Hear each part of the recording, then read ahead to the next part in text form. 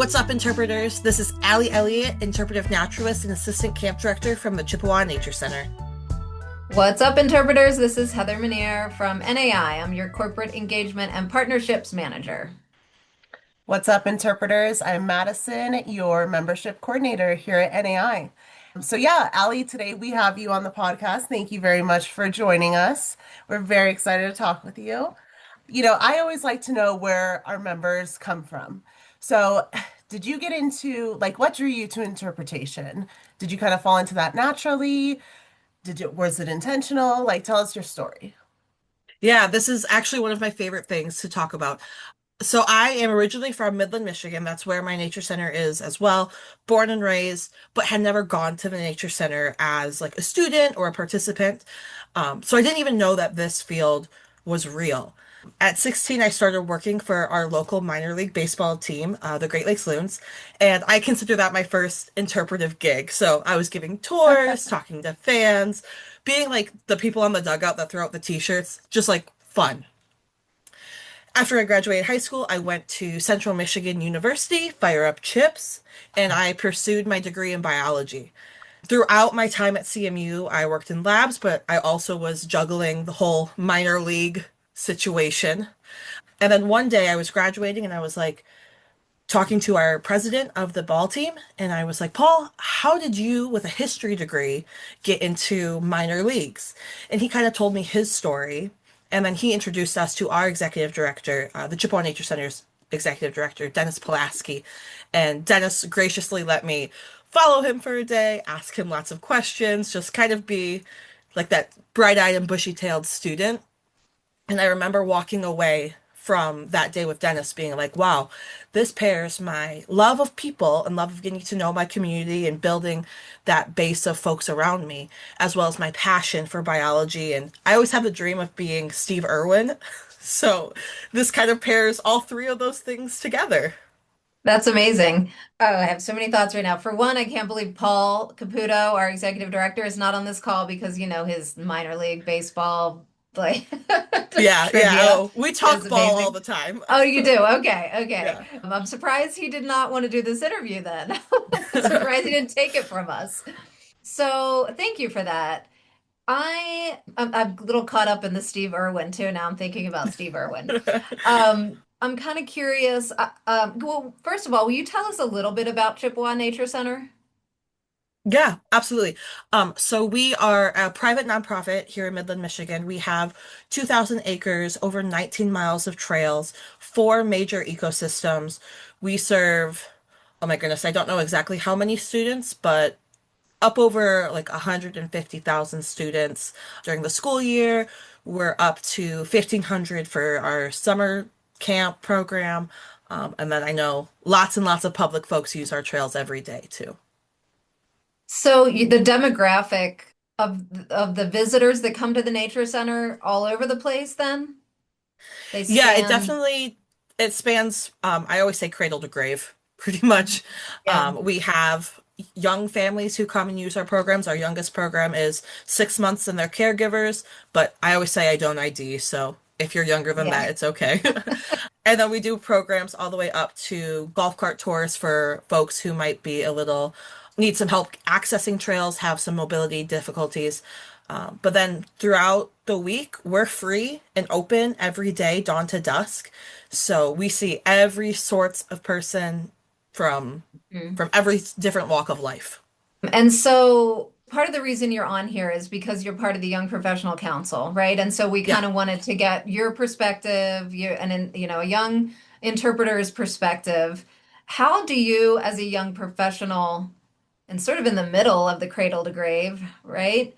How do Yeah. you how do you manage to sort of interact with everyone? Do you change your interpretation up? Do you change anything about the way you're doing your program depending on who you're interacting with? Yeah, that's a really, really great question. So in my program department, we actually have this like philosophical discussion all the time, which is cool. So I'm a young mother. I have a 2-year old, so I do our youngest programs, but I also run our nature book club program, which caters towards our more seasoned friends, if you will. And I take those early childhood principles and I will still do them with my participants who are up above 70, 80, all of that.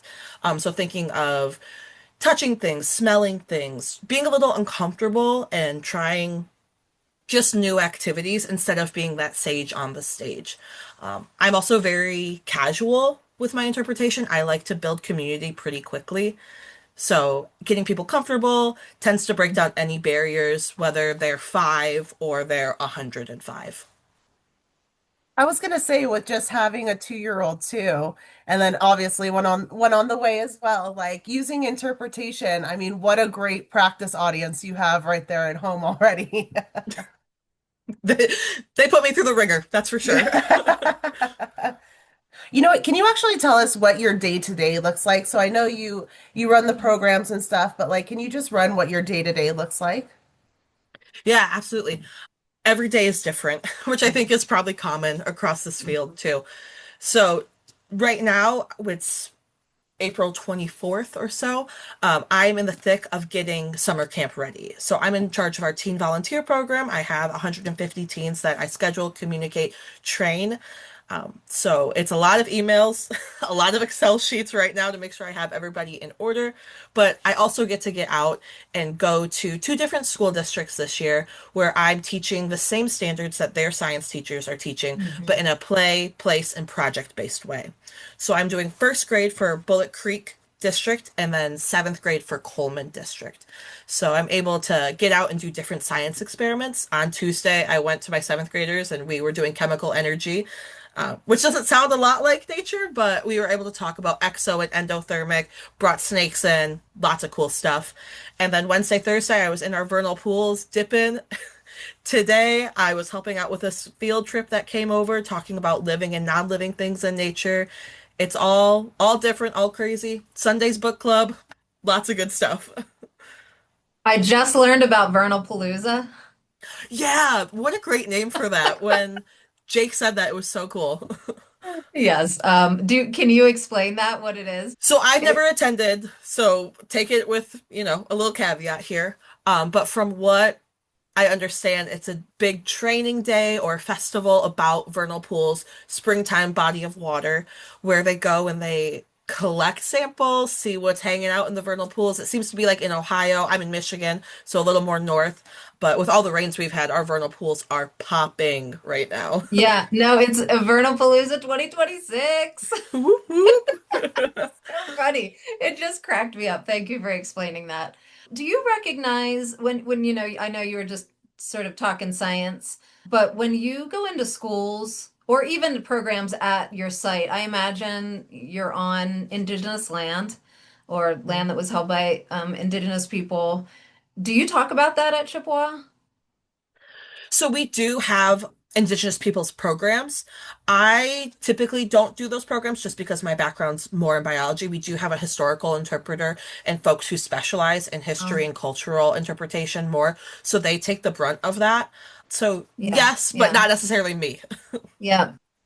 And then the kind of, I don't know if this is really a follow-up, but I've been just thinking a lot about technology and generational differences.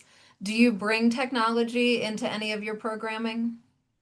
Yeah, yeah, absolutely.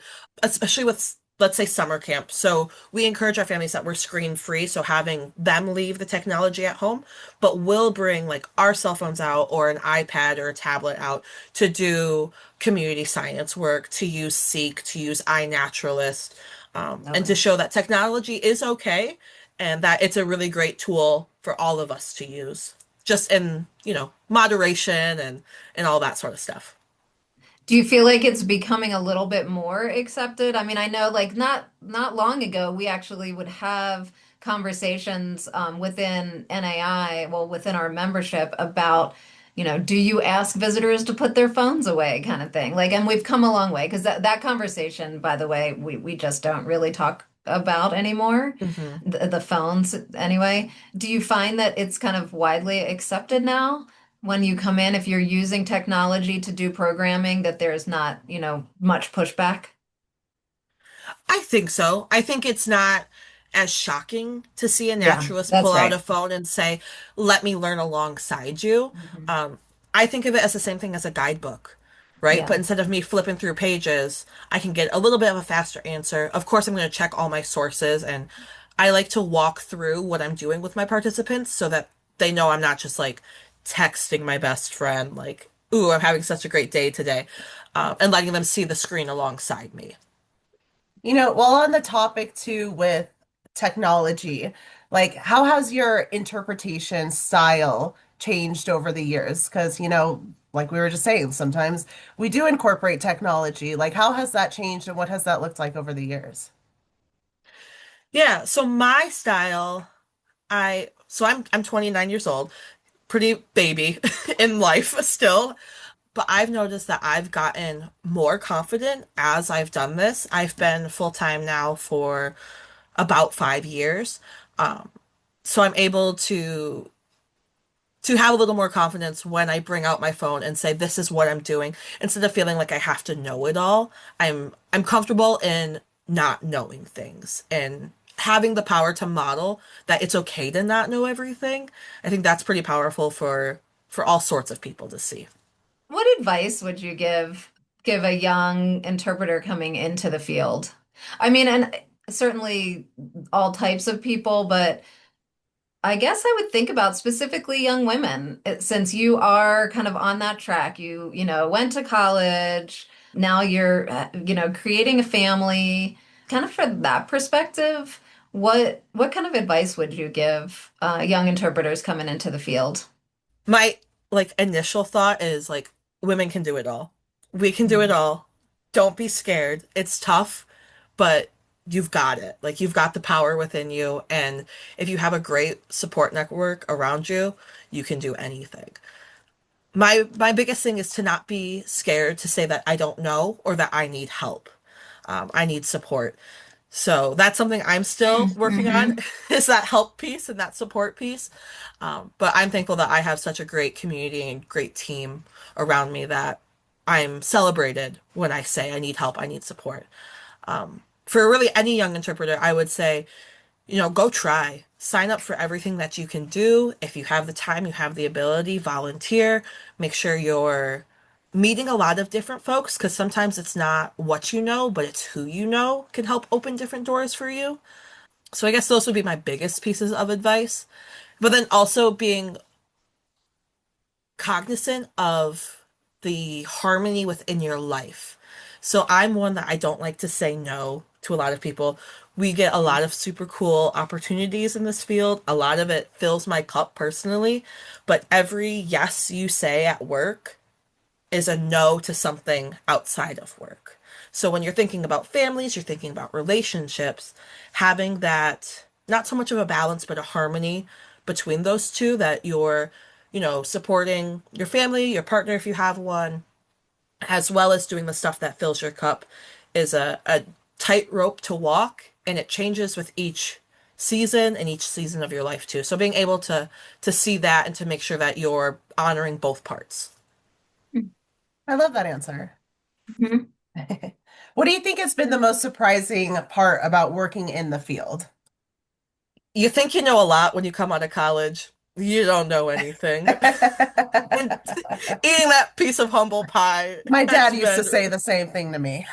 yeah, that's been really great. And just I've said it earlier, but knowing that it's okay to say, I don't know, let's learn together.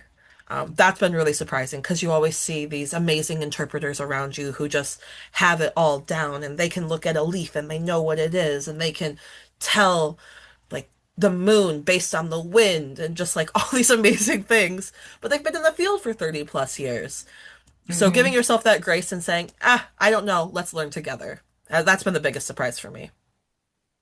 And then obviously working as a younger interpreter, I'm sure you get tons of advice, from especially from people who have been in the field for 30 plus years. What is one piece of advice that's really stuck out to you? I would say that harmony piece. Mhm. My supervisor says it a lot to me. She's like, make sure you're taking care of the home life, and then work will come and you'll be okay. So that's like the biggest highlight bold that I try to remember. very true.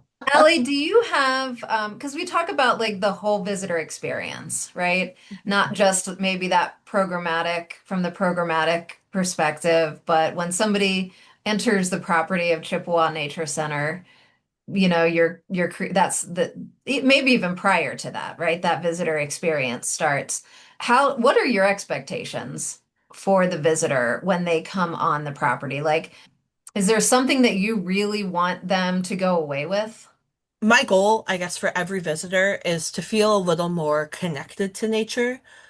And that's wherever they are in their nature journey. If that's just coming and looking at the Pine River in our overlook, great.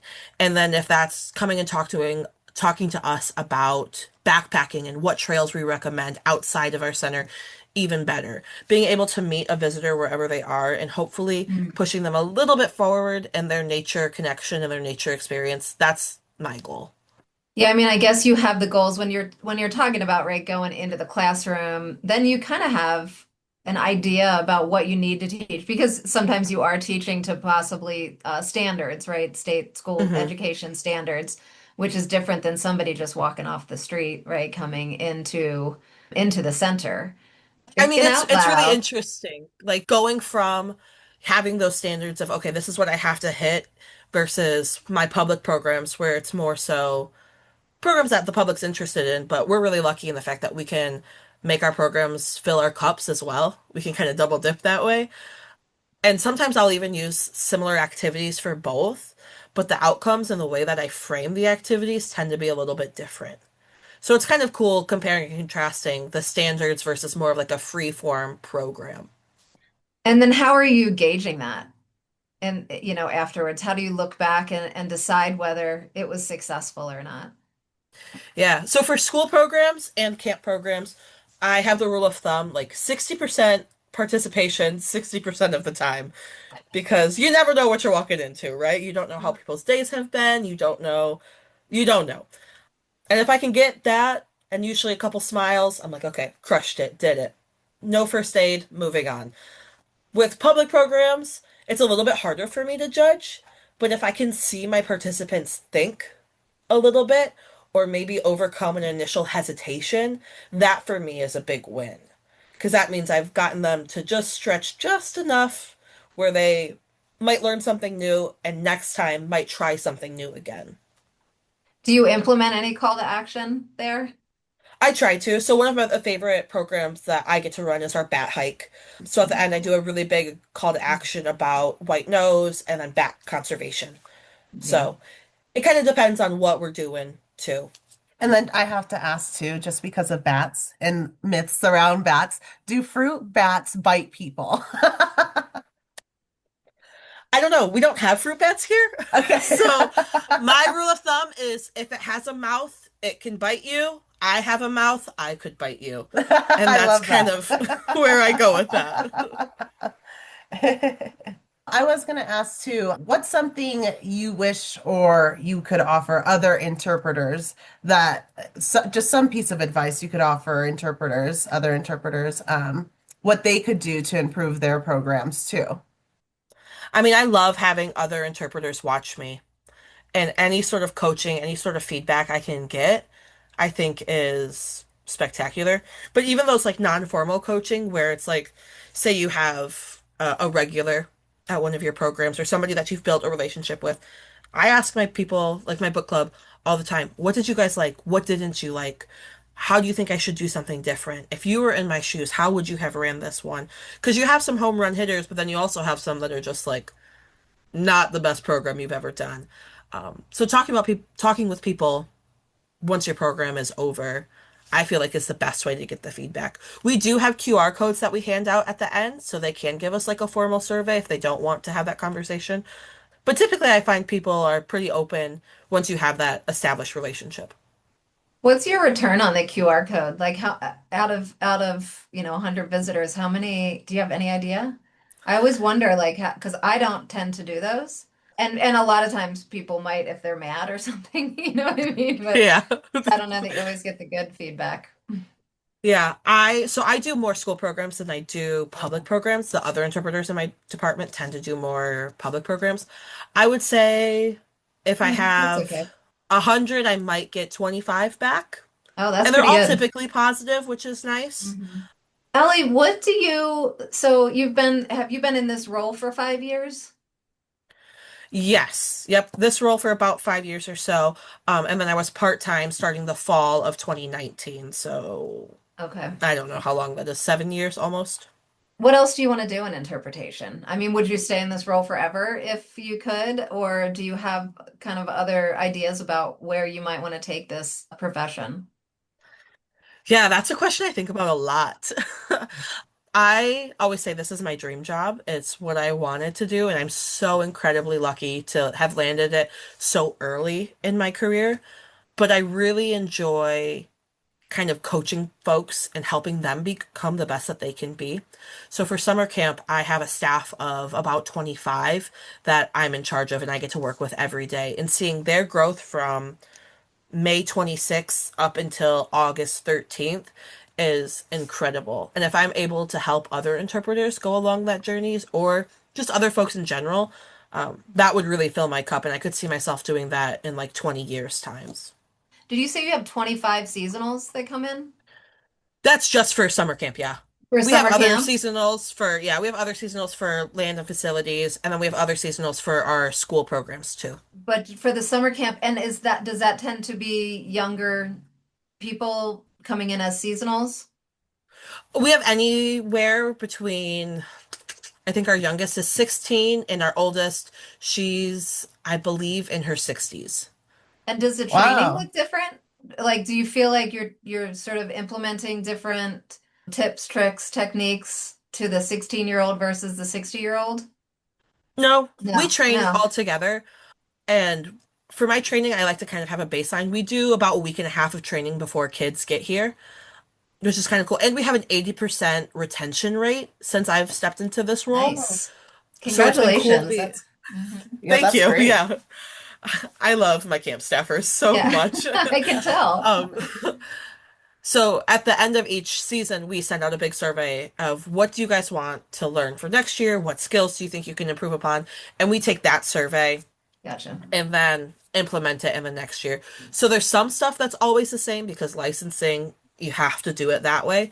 But we try to tweak and do different kind of calls of what our staff wants each summertime. And then there's always the on-the-job training of everyday conversations of how can I help you with, child behavior, with your natural history, with your programming, your transitions, whatever they may need. We do a lot of one-on-one conversations like that too. I think that's such a great part about interpretation because like you said, your days look so different and there's just so many different opportunities that you can use interpretation to do. And so it could be, summer programs like you were talking about, or it could be, Excel and learning to communicate, So Yep. it's there's just so much to interpretation. I wish more people knew about that, but it just seems so rewarding and it seems like you build a lot of really great connections and that clearly shows whether it's a summer camp and kids coming or training a 60-year-old for your to run your program. So that's really great. What kind of training did you get, Ellie? Did you go through CIG or anything? Yep. Yeah, I did CIG in August of 2022. Oh. It's hanging up on my wall behind me. I mean, can you tell us how that changed the way you do interpretation? Yeah, the thing that I think I pulled away from the CIG the most was the history of interpretation. So by that point, I mean, I'd been interpreting at Chippewa Nature Center for about 3, 4 years or so. So I knew a lot of the skills, but I didn't have the reasoning why we do it like that. So it kind of filled in the picture for me